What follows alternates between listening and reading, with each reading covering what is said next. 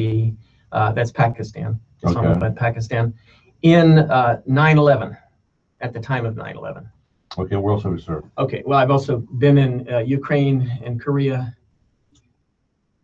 Ukraine, That's Korea. Ukraine, UK, right? Ukrain, Ukraine, Korea, Korea. India, India. and Spain. Oh, Spain too, huh? Spain, yeah. David Hunter, diplomat, served in Islamabad, Pakistan, India, Ukraine, Korea, Spain. Right.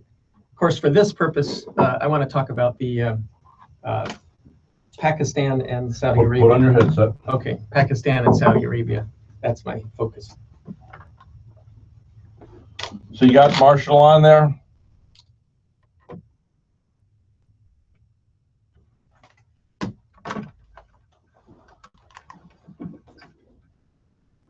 Marshall. Okay, we got a former diplomat who lives locally, and so you and I can talk to him about current issues, you know. Okay, cool. So now, you said you wanted to talk about something specifically today. Yeah. What was that? Because we have an hour. Yeah. Okay. So Great. Now he writes books. He's 30 years. He was with the Miami. Okay. Nothing on our headsets, you know. There's nothing on our headsets. He writes books, you said. Can you hear in that headset? I'm hearing music, loud music. The Rhett bomber of the airwaves is ready. Yeah, that's it. Okay. Right. Okay. Now, what did you want to talk about today? Saudi Arabia and Pakistan. And ISIS. Okay, ISIS. ISIS. Now, the most trusted name in radio, Rhett, the mayor of the airwaves. Yes, it is I. It is I. Matter of fact, David, would you move over to the red mic? Only keep your red headset on, but keep this headset. Yeah, because he doesn't like the orange mic. Good morning, ladies and gentlemen. How are you? David Hunter's in the studio. He's a diplomat, a serial diplomat. He has, of course, worked in Islam. We also have Marshall Frank on the line. Are you there, Marshall? I am here. How are you, Rhett? All right, nice to have you on the air with me. Thank you. And how was your holiday weekend? Oh, it was pretty much like any other weekend, to be honest with you. Yeah, when you're retired, every day is Sunday. Every day is Sunday. No. Okay. No, we don't. Okay. Yeah, people touch the microphones and now it's falling down. I don't know what to do. Okay. Anyway, so how you doing? Marshall Frank, of course, has written 14 books. Retired from the Miami Police Department. And we have David Hunter in here, diplomat, served as Islamabad, Pakistan, and 911, India, Ukraine, Korea, Spain. And today we want to talk about ISIS. So how are you there, David? I'm terrific, Rhett. All right. Lovely to be here again. All right. Okay, so what do you want to talk about ISIS? What can be done as a diplomat? Let's get a little bit of your history. How does somebody become a diplomat, first of all? Right. Well, being in the foreign services is an interesting experience, and most people that are serving in the foreign service have very diverse backgrounds, but usually are highly educated. I had, for example, done a Master of Philosophy degree at the London School of Economics and International Relations, and focused at that time on the Soviet Union and economic sanctions on the Soviet Union. So that was sort of the background that I had that got me an entree into the foreign service. Other people are doctors, lawyers, people from the military. So it's a broad variety. Somebody who's usually politically connected, and it's sort of a scratch your back, put your family, like for instance, Carolyn Kennedy is a diplomat. I mean, it's totally political. There are, like getting into Ivy League schools, there are some people that have connections that give them an advantage. But the vast majority of people are in the service because they have very high qualifications. They have foreign service exams, they have oral exams. So the quality of the people in the Foreign Service. Keep in mind, there are only about 8,000 people serving in our Foreign Service. So relative to the military, the size of the military or other groups, it's a very small organization. Well, let me ask you this. What do you mean there are 8,000? 8,000 and what? 8,000 Foreign Service officers. Now, what are Foreign Service officers? Foreign Service officers are essentially our diplomats who are serving in our embassies and some of the international organizations. Why would we, so you're saying we have 8,000 diplomats? 8,000 around the world, yes, but that's total. Why in the world would we need, the USA has 8,000? The United States. I mean, how many countries are there in the world? Well, I guess I'm not familiar offhand, but probably like 180 countries. Okay, 180 countries. 180 so there should be countries. 180 diplomats. Only an ambassador. If you had 180 countries, you'd have one ambassador. Each ambassador has a staff. Just to give you an idea. So you work under the authority of an ambassador? Oh yeah, directly under an ambassador. The concept of that's what you have over in a country, an embassy. An embassy has a country team, and the country team includes people such as the political counselor, the security chief, the economic counselor, administrative counselor who runs the administration for the embassy, your consular chief, who's called the consul. I know nothing about this, yeah. So there's no need in taking this, obviously. Right. Remember, I'm a high school dropout who then became got my GED and went back. So I've never got this. Right. So an embassy. Now, to me, to simplify, of course, this is government at work, the bureaucratic government at work. I mean, 8,000 people when you could have 180 doing it. Well, you couldn't. Hold on. Yeah. You send me to Saudi Arabia, and I go over there and I make contacts. Right. And by the way, Marshall Frank, you can chirp in anytime up. But here, I go over there and I become I'm the guy, and I'm going to make friends with. I represent the United States, so I have entree to go meet the president. Right. I meet the guys that are working under him. The king, and I start the king in Saudi Arabia. Right. And I make friendship with him if I'm smart, if I'm a diplomat, a true diplomat, right? I'm diplomatic. Yeah. And then I become friends. I don't understand how this expanded to needing all these people. Work is no. In fact, the embassies are very lean organizations. To be honest, they do not have adequate, in my view, they don't have adequate number of people to do the mission that we're required to do. Part of what an embassy is doing is serving as the eyes and ears and mouth of the United States to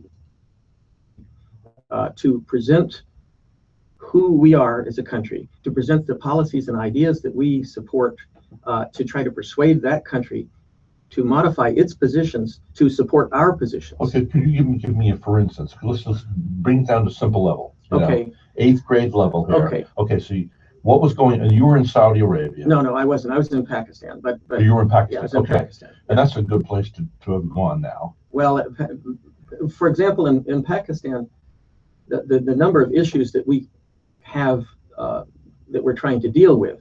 I'll use one example.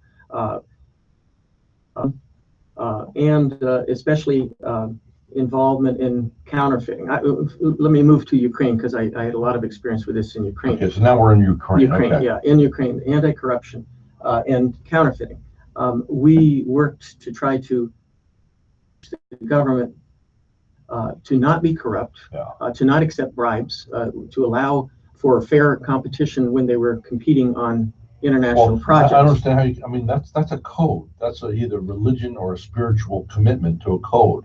You can't anti-corruption? No, anti-corruption is. You can't teach that to somebody.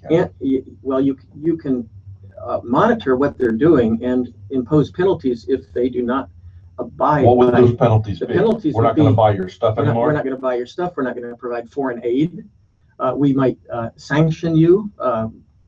Using that so area. Do we make peace around the world by giving away a substantial amount of money? We have bridges. We have bridges that are falling apart in America. And yet I hear stories about the CIA. Right in this very room, I've had people tell me that bag every month. I think it's $300,000 a month. The down bag to some, I forget the excuse, but that's 3 point what. 100,000 times 10. That's 3 million. Well, so 3 million. Anyway, the point is that we do have foreign aid programs, and I want to get over to Pakistan and Saudi Arabia in a minute. So I'll use this as a good segue. Okay. We provide right now, even today, over $1 billion of aid to Pakistan. Pakistan alone. Pakistan gets alone gets $1 billion. Yes. Now there are some congressmen that are. Why? Why do we do this when I've got somebody who in town here who can't get help for their child that has a diabetes, and yet we're sending all this money for them? Maybe it's time we just stop policing the world and just. The screw idea, it, man. If you can't make it on your own, fall forward. I mean, it's just like in America. If you help somebody too much, pull out. Well, there, for what it's worth, there is a vested, what you called aid establishment, which includes the Agency for International Development, which is under the State Department. There are people on the other side, the recipient countries, who work the lobbying angle back in Congress to try to increase aid and provide assistance. And they are using it, in most cases, under the rubric that it is promoting democracy. It is rubric. What's that mean? A rubric, meaning the terms or the language. Okay.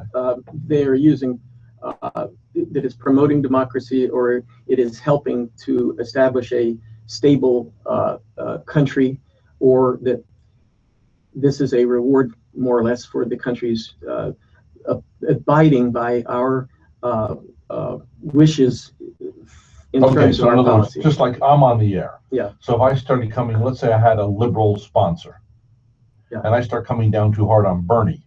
Yeah. It's not over yet. It's not over yet. We can still win this over Hillary. It's not over yet. Anyway, so we get they're a liberal, and they say, look, Rhett, if you're going to come down to liberals, then I'm going to stop. We're going to hold our checks from you, and we don't want to advertise with you anymore. So ostensibly that's what you're doing. Marshall, Frank, do you get this whole thing?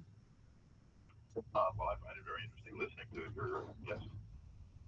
It's a learning experience that I hope a lot of people are paying attention. Now, is this because I didn't have a high school education, went back to college, or do a lot of people not really get this whole thing that's going down? I think a lot of people, including people that are very well educated, do not get what's going down. And I know this because I've actually spoken to some very educated audiences here in Vero Beach over the past couple of years. Well, then you know what I need to do? I need to get to know you better and better and better. This is the way I work. Yeah. At first, I don't get anything. I don't feign confidence. This is when I take in multiple visits here. Yeah. We get it down to the fact where I really know. Then I do a final interview with you, and we'll call it, what is a diplomat? What do they do? So we can narrow this down succinctly. Right. So it's a terse interview.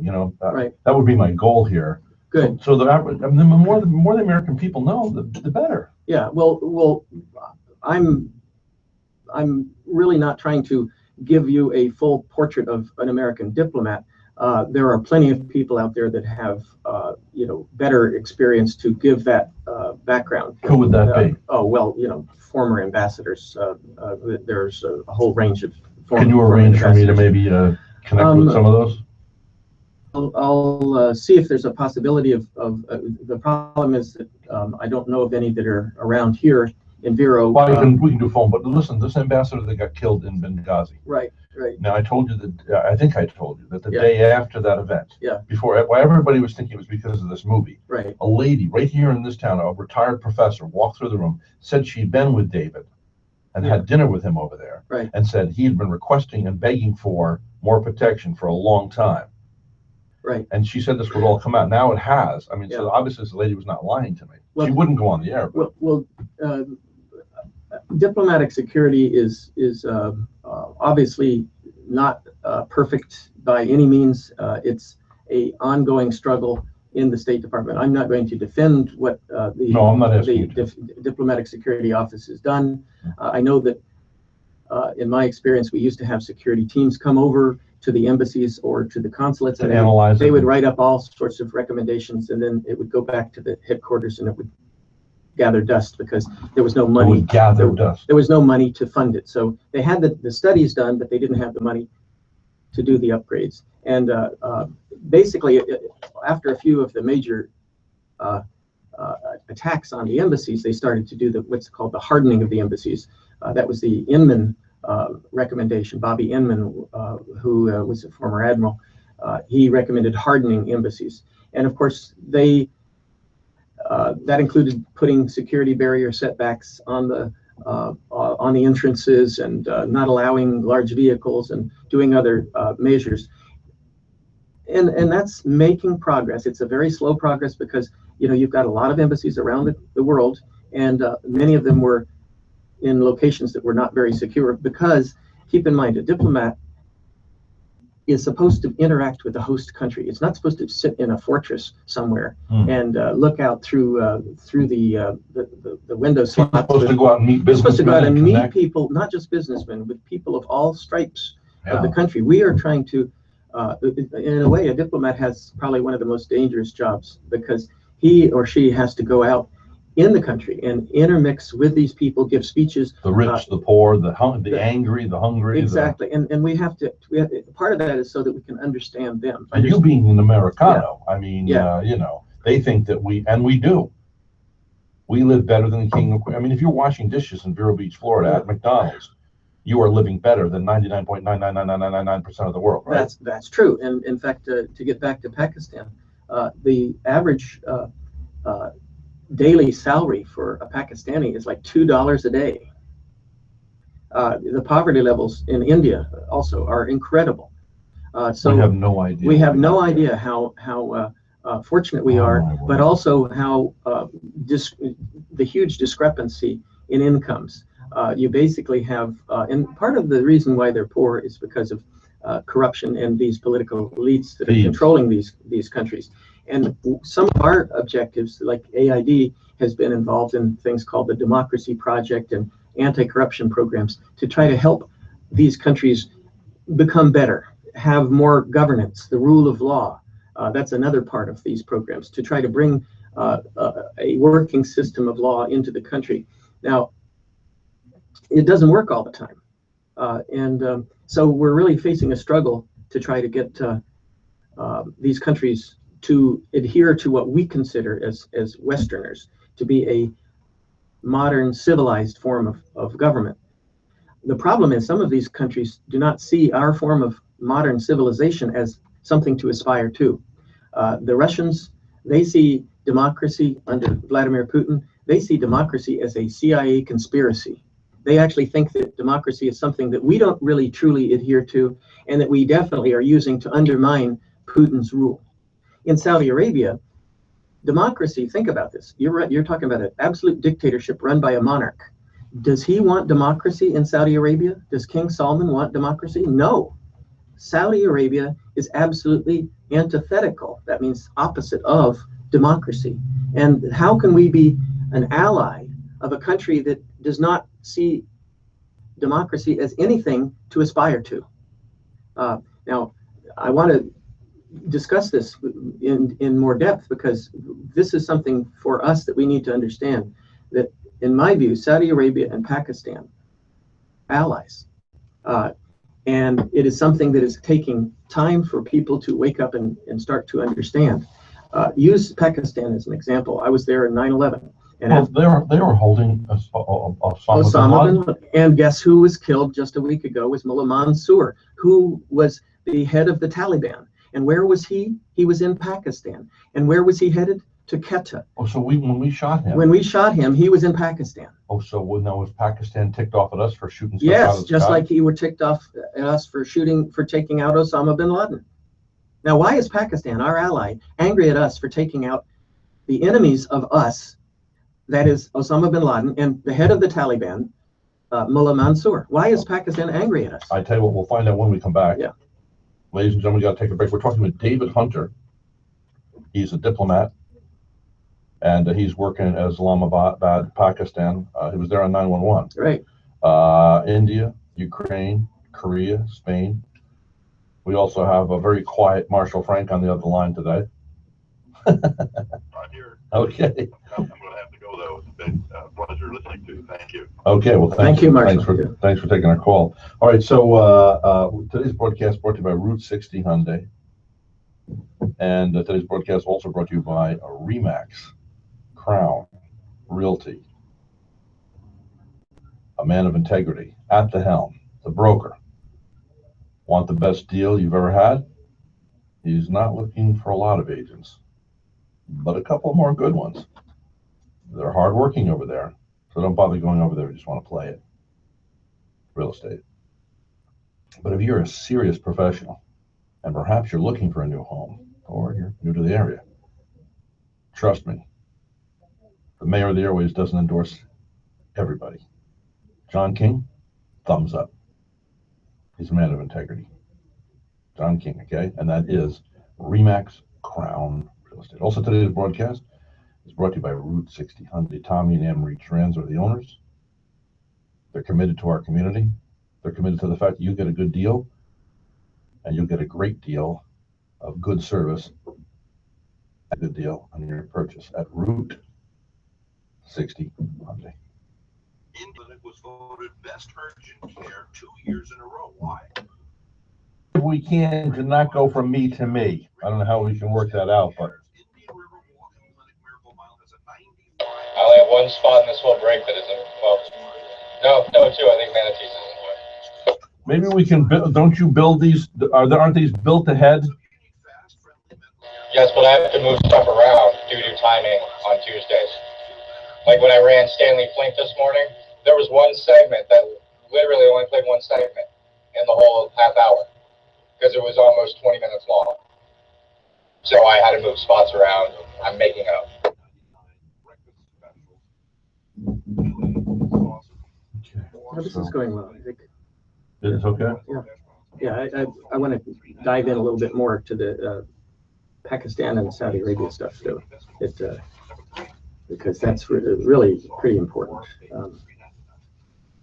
There's some startling news that, like you said, most people don't know, and it's not a question of educated people versus uneducated people. This is stuff that is off the radar screen, but it's really important to us.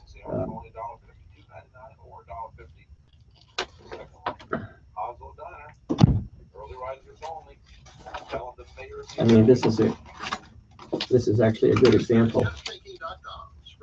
You see this? What is this? This is a Pew poll, and it shows countries that see ISIS as evil. Okay. Well, Lebanon sees it as evil. All these other countries. Okay. Hold on just a second. All right. Yeah. Hold on a second. Don't have your phone with you. To me, the person in front of you is important. MrJustThinking.com, spreading epiphanies. For many years. Can't do it. Too many things at once. Oh, I see what I want to do. That's right. Okay.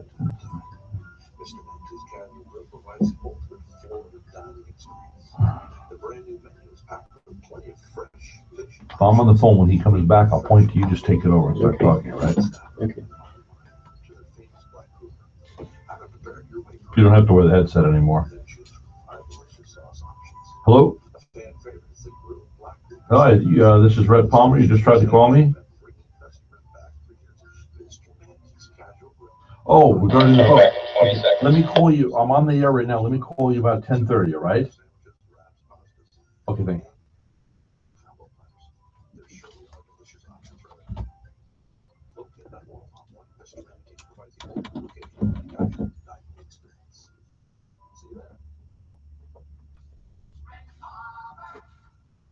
Hey, we're back talking with diplomat David Hunter. Gosh, you worked in Spain, Korea, Ukraine, India. And of course, we're talking about your stay in Pakistan. Right. I think it's very important to understand Pakistan, who is considered one of our major non-NATO allies, has been involved in supporting the Taliban almost for the past 20 years, ever since they really got started in 1994. Why do we close our eyes to these things? Well, this is a very good question. It's difficult for me to understand how a somewhat open secret that Pakistan has supported the Taliban and the Taliban are involved in shooting and killing our troops constantly in Afghanistan. Why this is being allowed to persist and why we haven't called them to question on it. Now, starting to turn up a little bit. Osama bin Laden was found hiding in Abbottabad. And then we just got this other badass dude last week. The badass dude, Mullah I'm sorry, his name slipped my mind. He was the replacement for Mullah Omar, basically the head of the Taliban, Mullah Mansour. And Mullah Mansour was in Pakistan when he was killed by a drone strike by the United States. That's his name, Mullah Mansour? Mullah Mansour, yeah. Now, the entire leadership of the Taliban have been living and operating in Quetta, Quetta, Quetta, Pakistan. That's in the Baluchistan province of Pakistan. For the last 15 years. They are operating almost openly. They have something called the Quetta Shura. The Shura meaning the council. And the Quetta Shura is, should I keep going? Well, yeah, this means wrap it up because we got a commercial break. I have 15 seconds. Oh, I got you. Okay, so let's talk about the Quetta Shura. Radio 101. Okay, we got a lot to talk about with David Hunter. Were you scared when you were there? Oh, yeah. I'll tell you about that. Okay, we'll be back on the other side of the news. I got to narrow this all down because it's very confusing to me, but it's good. I mean, it's really cool what you did. If you were to, I'm looking at you going up now. You seem to exude a very peaceful personality. Yeah. Which to me is indicative of what a diplomat should be. Right. If you were, with your knowledge of this, and if you were to marry that, if you had an aggressive side, then you probably would have been a politician. Am I right about that? Or I would say if I was dishonest and interested in making money instead of doing the right thing, then I might have been a politician. In all sincerity. In all sincerity, yeah. That's why everybody wants Trump. He's a jackass. Every time I want to vote, I'm going to vote for him. But every time every time I fall in love with him, he says something stupid. But you know, I think people have woken up and said, "Fuck you." Most of the politicians are in it for themselves. I mean, look at Hillary Clinton getting what, $400,000 a speech. Well, I'd be happy to get 100,000. It goes, and it goes to both. 10,000. To be honest, it goes to both parties. Both parties for the last 15 or 20 years have been corrupted. Now, you can say that on the air now. No, I don't want to say it. I don't get into politics. I mean, because you're a diplomat. I'm a diplomat, and frankly, another reason I don't get involved in politics is because politics is so dirty. It's too bad a guy like you couldn't write a book for a guy like me. In other words, you could say, I was a diplomat, how to be diplomatic in your life. A little simple booklet. Because I'm kind of like the guy that, everything okay? I'm a guy that doesn't know boundaries that well. Yeah. Oh, but that's part of your charm is the idea of being able, there are definitely reasons, look at Rush Limbaugh and people like that. They go over the boundary all the time. Yeah. And there's nothing wrong with that. He purposes it. He does it on he's purpose. Done an outstanding. He's making $47 million bucks a year. It's called a provocateur. Provocateur. Yeah, somebody who provokes. And actually it does. I've noticed that late in life now. Yeah. Okay, hold on. Provocateur. Provocateur. That's somebody who provokes. Somebody who provokes. Yeah. But provoking also stimulates the brain. Oh, there's no doubt. It's basically, my wife is like that. I mean, she will sit there and say, "Hey, the emperor has no clothes on," and all of us are, nobody talks about that. And she'll just point it out. I'm like her. Yeah. So that's what and to be, unfortunately, that's what's happened in this society. Not just political correctness. Is what? But not just political correctness, but the idea that we won't address or provoke obvious situations. Why is the Taliban being funded by the United States through Pakistan?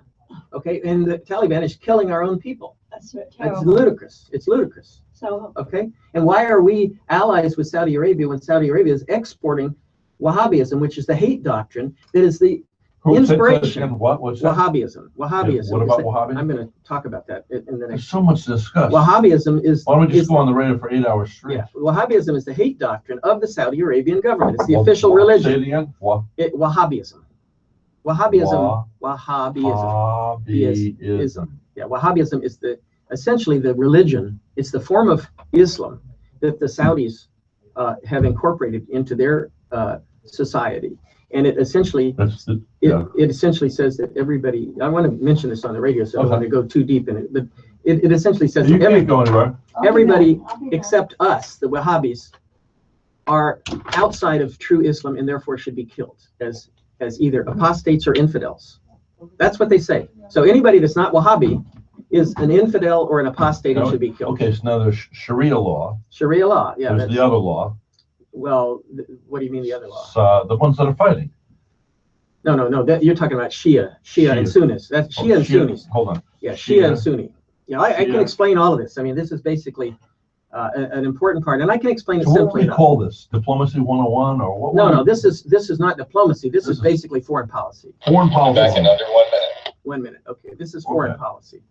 So as you bring me up, maybe we could do this in the future. I mean, you live right around here, right? So you have no problem with coming on. Yeah, I can come in now and then to give you, and especially on this topic, I think it's a complicated topic that it would help people to understand more of, because most people don't know the difference between. Oh, we're on. Just so you know it, I hope I didn't swear. We're on YouTube now. YouTube. Yeah. Okay. How you doing? Doing well. Okay. But so we were just talking about the Shura, the Keta Shura. That's where we left off. So when we start back up, we'll pick up on the Keta Shura. So you were going to say something? No, I just am appalled at the information he's giving us. How come the politicians aren't aware of all this? Doing something. Because they're thieves, he said. Well, they're in it for their own purposes, and that includes lobbying money and all kinds of stuff. Yeah. But I don't want to get too far off on that. I think what we need to focus on is what's going on, not then you can go back and address to your congressman, why aren't you doing something? There are congressmen that are trying to do something, believe it or not, but it's a dysfunctional crowd up there. Dysfunction in Washington. Right. Well, what we were talking about, Rhett, before the break was the Keta Shura in Pakistan. Okay, now we continue our conversation with David Hunter. He's a diplomat, retired diplomat. Right. And the Keta Shura. Now, what is the Keta Shura? Well, Shura is a council, and Keta is the location in Pakistan, in Baluchistan province of Pakistan, where the majority of the senior Taliban leaders live and operate. Mm-hmm. And they have been operating and living there for years. And whenever they have problems going off in Afghanistan, they retreat back to Pakistan. So Pakistan is a sanctuary. You remember probably Laos and Cambodia back in the Vietnam War. Well, it's the same kind of thing. The Taliban that are fighting our troops and trying to destroy Abadi's government in Afghanistan, whenever they get into trouble, they can just retreat back and they can't be attacked because they're now in sovereign territory of Pakistan. Mm-hmm. Well, up until recently, the United States honored that sovereignty and would leave them alone, and we would ask our, quote, ally, Pakistan, to go after them. Our quote-unquote ally. Our ally. Well, I say quote unquote because our ally, Pakistan, has been actually supporting the Taliban for years and years. So our dollars are going actually to support Taliban. Yes, through the Pakistan. I might be traveling throughout the world. Yeah. I might get shot and killed, and it could be my own money that paid for the bullet that I the Taliban through the Pakistanis. Why are we giving money to the Pakistanis? Well, that's a very good question. What do we get out of it? Well, that's a very good question. The theory, I'm not going to go into the depth of that because I don't understand it myself. But the theory Pakistan supports the Taliban is that because of India, and it needs a strategic depth. That is an ability. Why are they afraid of India? Because they've got a major conflict over Kashmir, and Pakistan and India are. What is Kashmir is a province up in the north that has been disputed since the creation of Pakistan, back in 1947 when Pakistan was established. So India and Pakistan have come close to major wars twice. In fact, they almost came to a major war in 1998. when I was serving in India, exploded its first nuclear weapon. I'm concerned that they might have a nuclear war between India and Pakistan. Now, I've been to foreign nations. Yeah. I want to ask you about fear. I flew into Zimbabwe, Africa. Right. Happened to be on the same plane. Coretta Scott King was there. It was the 10th anniversary of them formerly being Rhodesia. Okay. And there's a case in point of a politician. Here's a school teacher. You would think school teacher are our most noblest profession. Yet this guy Mugabe, he takes over in Zimbabwe, and all he's done is taken that position, and they use it. They think in that country that if you get a position, then it's to be abused by you. That's the power or whatever. Anyway, so what was my point going to be? So we fly into the, oh, I know, I was in a state, I was scared. Yeah. I mean, I was scared. It was this, if you have not gone to a third world nation, ladies and gentlemen, it is culture shock. And I was scared there. And thank God I went to Zimbabwe before I flew into Haiti, because Haiti is just a horror.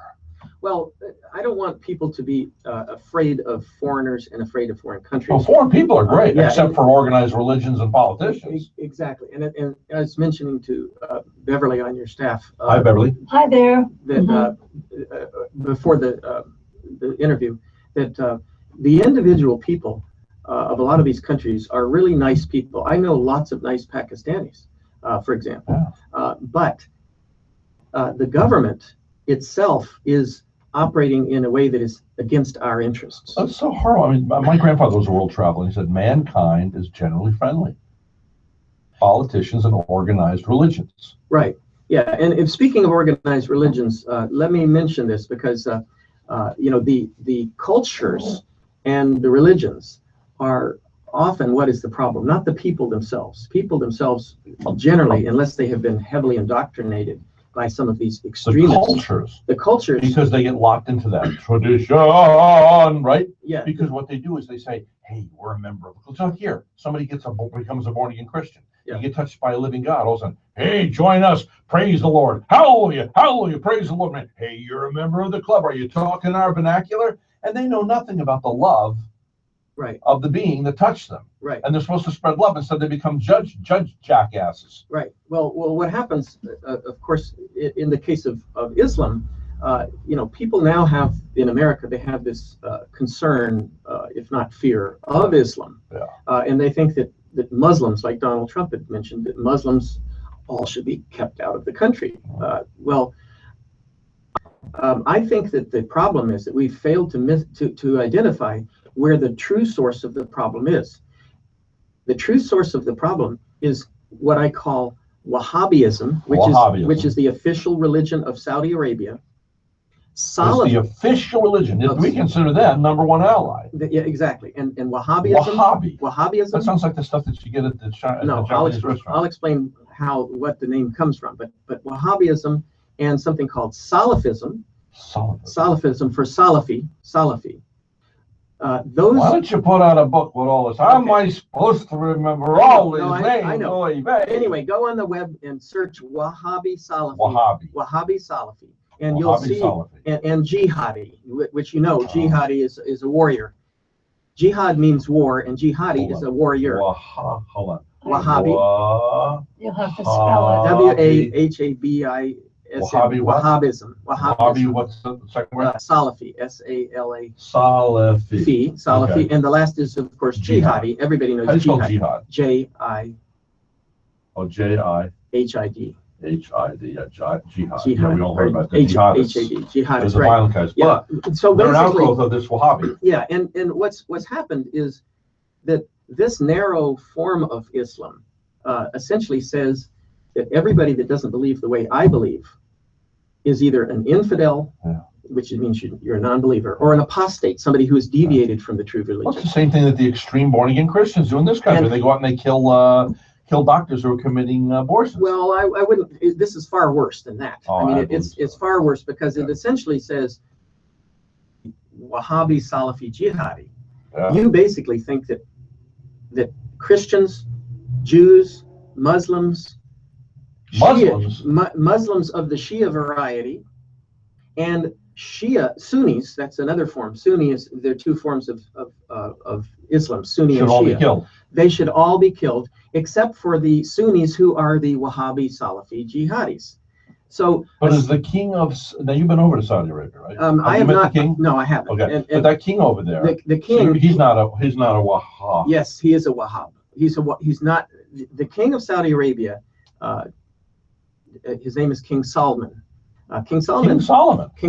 Well, you could call it King Solomon or Solomon, same thing. King Salman. Salman. Okay. Salman. King Salman.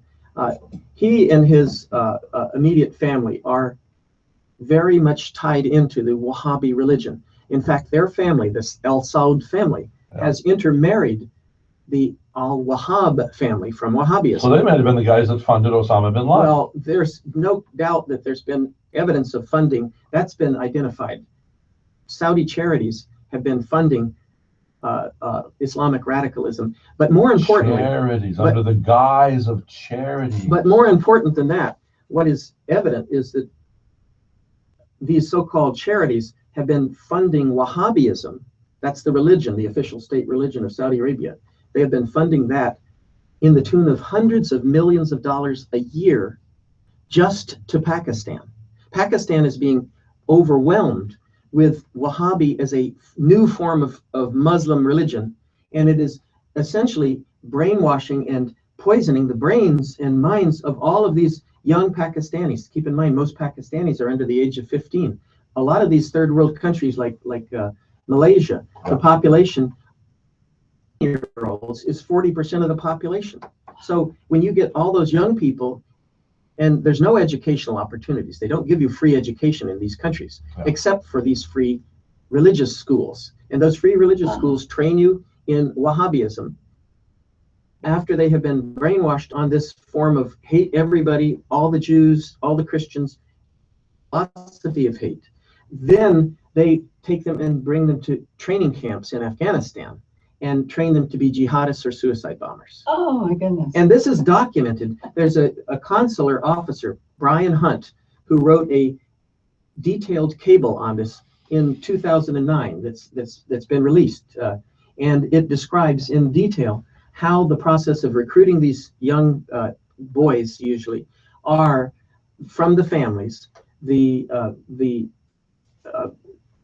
religious leaders will go around to the community and essentially recruit these children to go to the madrasis. And then they will offer, if the children are killed in jihad, that they will give them the families a reward of $6,000 per child for martyrdom pay. Now, remember, that's a lot of money over there. It's a lot of money over there. How much do you make? They make $2 a day. $2 a day. So let's see, $2 a day means you're That's making a lot of money. $600 a year. Yes. Okay, $700 a year. Right. So it's a lot of money. So it's it's nearly 9 years of working. Yes. In one big chunk. For one martyrdom bomber. Yeah, exactly. So and so then they got the greed factor in there. Yes. The love of money is the root of all evil, as Jesus said. Not money, but the love of money. And they'll actually send their children, of course, then and that they also fool themselves by saying, "Oh, this is noble thing for my child to do." Yes. What's the word? Somebody who's vacuous of heart and soul could send their child. Well, let me show you this. This is called a Pew Research poll. Pew, P-E-W. P-E-W, same spelling. This is a Pew Research poll on nations with significant Muslim populations that disdain, meaning dislike or hate, ISIS. Well, it so happens that Lebanon, Israel, of course, Jordan, Indonesia, and Turkey, they all have very high rankings in unfavorable, meaning they do not like ISIS. You wouldn't think Jordan or Israel would like ISIS. Yeah. Well, guess who's at the bottom of the list with only 26% unfavorable, meaning only 26% of the population thinks that ISIS is bad? Pakistan. 26% of Pakistanis think ISIS is bad. That's what Pew Research discovered. That means all the rest of them 74% think it's good if you go with good or bad. Now, they do say some don't know, but you can't assume that in Pakistan that people are totally ignorant of ISIS. So the vast majority of Pakistanis, based on the Pew poll, support ISIS, or at least don't think it's bad. Now, Americans, this is another Pew poll. Americans, which countries America likes and doesn't like? Yeah. Well, likes Canada. America likes Great Britain. They're at the top of the list. America likes Japan and Germany. Down at the bottom of the list, that makes sense. Russia is only 32% favorable. And then you have Saudi Arabia, 27% favorable. Okay, who does this Pew Research? I mean, where do people get the? What I don't understand is, like, I was up in Tallahassee, and I get to see things. I know people, you know, and I get to walk into a place with a guy smoking a cigar. He's a genius kid in his early 30s, and he's being paid at least $100,000 per book. All these books you see by these famous people. The thing is today, now the in thing among the rich is that you hire someone else to write the book. They come, they get a thumbprint of your personality and write the book for them. This guy does this, and they're also what do you call it? They're funded because they're funded by extreme conservatives, and they go out and they do, I don't know, maybe they call in Hannity or something. I don't know, maybe they call in Rush Limbaugh. I don't know what they all do. Where does all this money come from? Like this Pew? Who now? No one can make a profit off of this Pew, can they? So who's funding this Pew? Well, I'm not sure. Pew is considered one of the most highly respected analytical research organizations. How did you come by this? Off the internet? Off the internet. Okay, so that's free. So how are they making any money? Well, who pays for this? I don't know. I've really never. One thing I've learned even in Vero Beach, Florida, is follow the damn money. That's true, but I don't think there's any question about the credibility of Pew Research. It's used widely by scholars and academics and government officials. Aren't you curious to find out though how they get the funding? Or? Well, we'll have to get somebody else on board for that. Let me continue with my point. Maybe the CIO put some brown paper bags, give this as they do Pakistan. You know. My point is that the American people understand that Saudi Arabia is not our friend. That's what Pew says, that only it's lower in ranking than China or Russia. So American public knows that Saudi Arabia is not our friend. But the government of the United States has as an unbreakable ally. Saudi Arabia is an unbreakable ally. And part of the reason why is because the Saudis have been involved in large amounts of defense purchases. They buy, in fact, they're the largest defense contractor purchaser in so we're making a lot of money off of making a lot of money. The oil was part of it too. Now I asked you off air. Would you like to be a politician? I said he has a diplomatic personality. I mean, I'd like to go to lunch with him. I told him he should write a book for regular common people on how to be diplomatic. But you said, I said, why aren't you a politician? You said because you don't want to steal and rob and be evil. Well, that's an off-the-air remark, and basically, I do think that we need to raise the standards of our public service. Public service does not mean enrich yourself while you're in public. Right, there you go. Okay. Enrich yourself. Will you remember that? Remember that forever we know each other. Remember, enrich. That's what Mugabe did. They believe over in Africa, if you get a position, it's to enrich yourself. And I go, hey, you know me. And you know, the truth is, you know, if I get close to anything on this radio show, here we got this goofy guy who's a high school dropout, then who goes back to a little bit of college. If I ever do get close, I'll probably get a phone call. You know, the phone call will be, hello, Mr. Palmer. Yeah, don't bring that up on the air anymore if you'd like to continue having your summer holidays in Maine, because otherwise next year at this time you'll be in a pine box. You know what I'm saying? Yeah. And you go, oh, okay. I mean, what am I going to do? I mean, the stupidest thing in the world is I see these movies and I say, these guys die for all this stupid stuff. I mean, I hate to say it, but I see our soldiers now out there and I wonder, the soldiers out there putting his life on the line. Some good American boy is putting his life on the line today out there. We just had Memorial Day. Right. While some guys just so flippantly sitting back in Washington going, hey, make sure my filet is not overdone down in the Senate cafeteria today. You want to know how they eat up there? Yeah. On white linen. Yeah. I mean, do you know how they eat every day? Right. People have no idea. Yeah. It's just like this stupid thing we're here in Vero Beach. Let's stick it to the basis. Have you been down to our little group here? The little group downtown. They get elected. No. They sit up on the. Okay, well, let's go for a ride. Let's go for a video. They got this high DS. Like, you know, I'm sitting here, the mayor of the airways. Right. I'm a little bit. This stool makes me a little bit higher than you guys, right? That's because I'm in authority. Yeah. The big shot. Well, that's what they do down there. They have these big DS looking down on the people. Right. You know, historically, the King David, who was a judge, also sat on the floor. You know. Remember when the two ladies came to him and they said they were gonna, you know, so we got this child. Who do we get? Or maybe it was his son Solomon who said, okay, well, we'll just cut the child in half. And you knew the real mother would go, no, no, no, no, no, let her have the child, let her have the child. And then you knew who the real mother was. Well, this guy executed judgment. You tell me if I'm right. He was sitting on the floor and had a little like stool in front of him. And it was a home. Did you know to get in the old temples of Israel, they had a little tiny hole down near the ground. It was only about 3 foot high. Do you want to know why? Why? You were not allowed in the temple unless you got on your knees and crawled in. It's called humility. Not this Diaz over here. I'd be embarrassed to sit up there looking down at people. Right. How ignoble. Well, and the time is coming. These millenniums, is that what you call them? Millennials? Millennials. They're not going to put up with that crap. Yeah. Well, that's encouraging, and I do want to mention that we do need to get. Maybe that's why they listen to my show. We need to get people who are not interested in profiteering from their jobs. That people that should be acting on behalf of the public's interest. That's what true public service is all about. It's hard in this world. And when you know your Billy Bob's your friend, and he went online, he started this company, and now he's building a $12 million home on Martha's Vineyard for the summer. I mean, they're building these pipelines, and all of that, it's flowing, and everybody's like, whoa. Right. I mean, it's kind of hard to, I was staying up, and I just want to, because there's a little less, I was putting these little lessons. I got to stay. I have friends that are friends with the Bushes. This guy was his dad, who's now deceased, was the Reverend. So I got to stay a couple of summers ago in this most beautiful, glorious. I want you to listen to me, folks. If you have anything to do with envy or anything, listen to this. And all ye folks, this is better than a billionaire has, believe me. This has 18 bedrooms in it, right on the craggy beach, and it's a house next to the Bushes, because when the Bushes would go away, their children would be looked over by his parents, and when his parents would travel, they would go over to the Bushes. Okay, so they were that close. And anyway, so we're on this big, beautiful home. I mean, there's an old-timey kitchen, huge thing, and we're all having I thought I died and gone to heaven. Okay, so, but every time I envy that now, and I wish that I had $30 million to buy that place or whatever it costs, I say, walk upstairs to the main bedroom, and there's a little hole in the wall.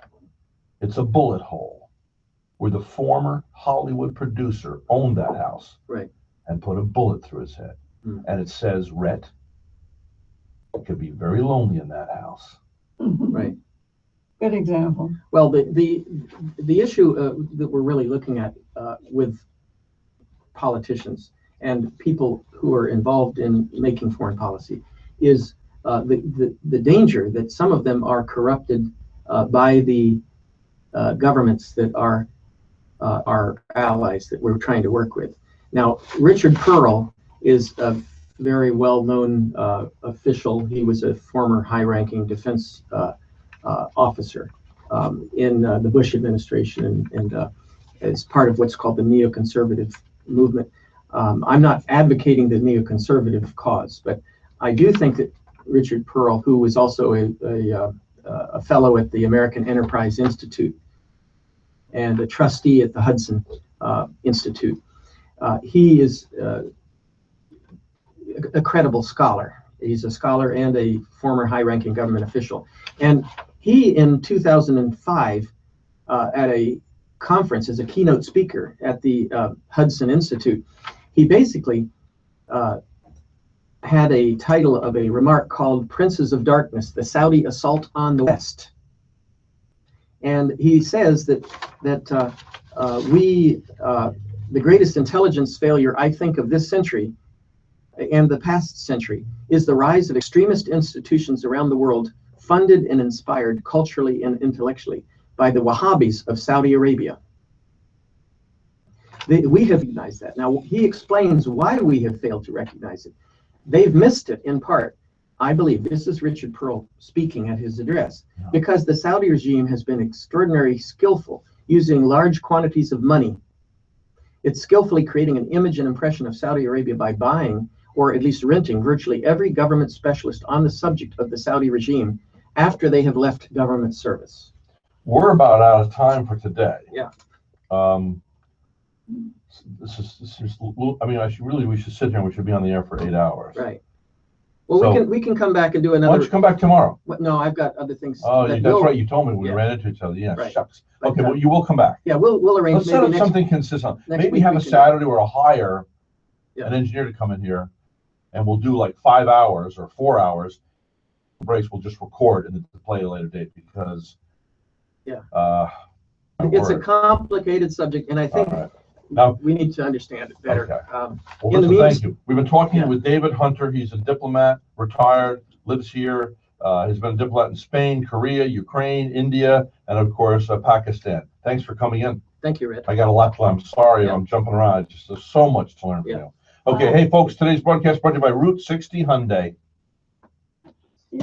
Wow, what an eye opener, huh? Provocateur, that's what I am. There's so much to learn. Right. Well, so now, hold on a second. And I should really ask this when we're recording or something, but so you're an intellectual guy. I mean, you did well in school. Former academic, I published my own books. Not this one, but I have an academic book. And when you say academic book, what does that mean? It's for other people who are teachers and professors, or what do you mean by an academic book? Well, academic books are published in what's called, the publishers have what's called academic and scholarly publications, as opposed to general publications. So you're not going to make a lot of dough. No, I didn't. Because it's a very limited market. Very limited market. It gets listed in. It was actually my dissertation. I did an MPhil dissertation in the London School of Economics. And London School of Economics. Yeah, cool. Yeah. And my dissertation was then published by Macmillan. But Macmillan's what's called academic press, which is essentially for teaching in colleges. That's so I go between thinking, I know, and I got like Barbara is my fiance there. Her son, he just got his doctorate in archaeology.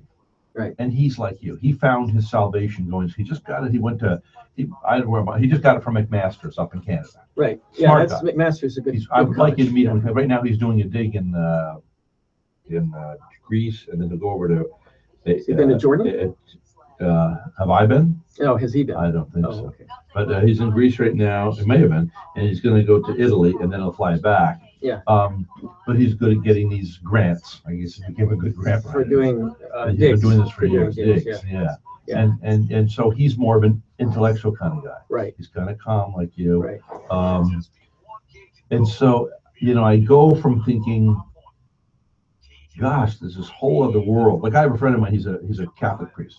Okay. And he can talk to common people like me, regular guy. But he's written what you would call an academic book. It's really for scholars. Right.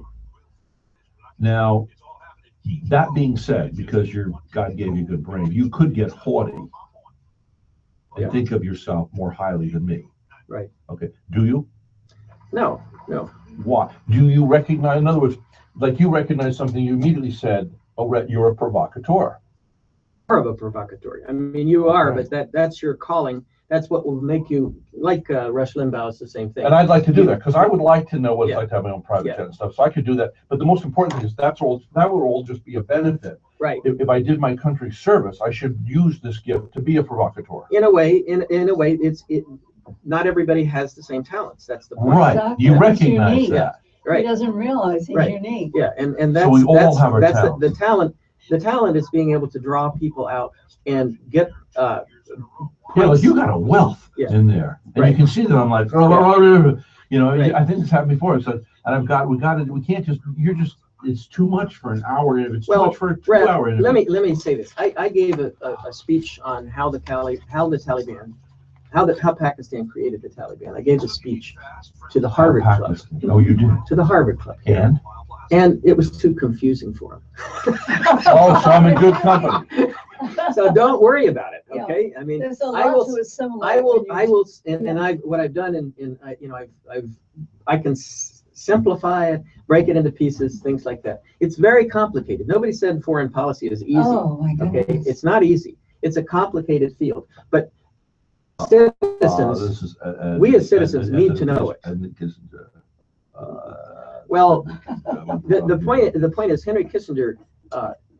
He is brilliant, but he also has some agendas, and he's an agenda. Like Israel.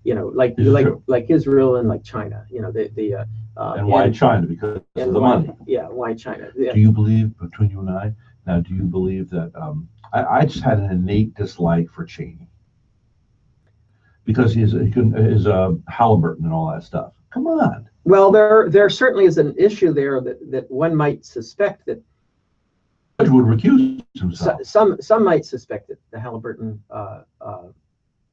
chairmanship and was a factor driving Cheney into doing this war with Iraq. Okay, there's some aspects of that. You know, the neocons had the war with Iraq in their line of sight. I don't know what a neocon is. Neoconservative movement. Yeah, it's here, you mean? Neoconservatives are of Republicans who Far to the right. They're, believe it or not, what a neocon. Why they call them neocons is because they were originally. It's the scoop jacket.